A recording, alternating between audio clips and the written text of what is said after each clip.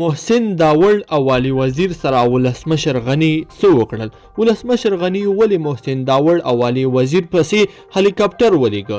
هغه لپاره یې عاطف مشل د تورخم دروازې لپاره لېږلی و. دا چې نور څه شوي دي، آیا محسن داوړ او والي وزیر ارګ ته رسېدلي دي که نه؟ په همدغه ویډیو کې ټول جزئیات راسره کتلی شئ.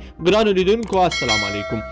د پښتون ژغورنې غورځنګ مخکښ مشران او د پاکستان د قامي اسمبلۍ غړي محسن داوړ او والي وزیر په یوه ځانګړي چورلکه کې له جلالاباد څخه کابل ته راورسېدل او اوس ارګ کې هغه ځای ته تللي دي چیرته به چې ولسمشر غني د لوړې مراسم ترسره کیږي. محسن داوړ او والي وزیر چې پرون له خیبر پښتونخوا نه د سیاستوالو سره په ګډه کابل ته روانو، په اسلام آباد هوایي ډګر کې د پاکستان حکومت دوی پرې نه ښودل چې کابل ته راشي. د پاکستان حکومت یې لامل دا ښکاره چې د دواړو نومونه په غلیظ کې دي چې دوی نشي کولی له پاکستان څخه بهر ته سفر وکړي. خو ماښام د پاکستان د لومړي وزیر عمران خان یوه ځانګړي سلاکار خبر ورکړ چې عمران خان د کورنیو چارو وزارت ته امر کړی دی چې محسن داوړ او والي وزیر ته د اجازه ورکړي چې کابل ته لاړ شي. سهار وختي محسن داوړ په خپل ټویټر باندې خبر خپور کړ چې دوی کابل ته د ولسمشر غني د لوړې مراسمو کې د ګډون لپاره روان دي. محسن داوړ او والي وزیر چې هوایي راتګ ممکن نه و،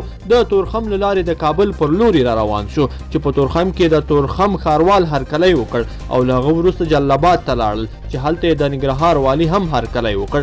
همداراز په پاکستان کې افغان سفیر عاطف مشل هم د هغه هرکلي ته ورغلی و چې بیا ټول په ګډه په یوه ځانګړي چورلکه کې کابل ته را روان شو او همدا اوس کابل ته راورسېدل چې اوس ارګ ته هم رسېدلی دي. د ولسمشر غني د دویم ځلې د ولسمشر په توګه د لوړې مراسم تر غرمې وروسته ترسره کیږي. ویل کیږي چې د عبدالله او غني ترمنځ اوس هم خبرې روانې دي او ښایي خپله د عبدالله د لوړې مراسمو نه تیر شي، خو په رسمي ډول تر اوسه هیڅ هم نه دی ویل شوي. ګرانو لیدونکو په دې هیله چې دغه ویډیو به مو راسره تر پایه پورې کتلې وي. کومه ویډیو خوښه شوې نو ویډیو سره لایک کړئ او زموږ چینل هم در سره سبسکرایب کړئ.